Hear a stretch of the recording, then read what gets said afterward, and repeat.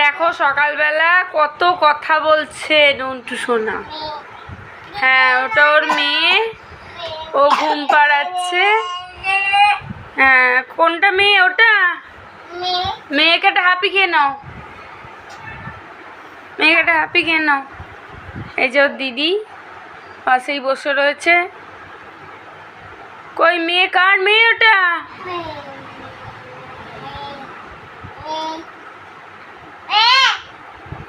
এই মেয়েকে হাত দিবি না, বসো।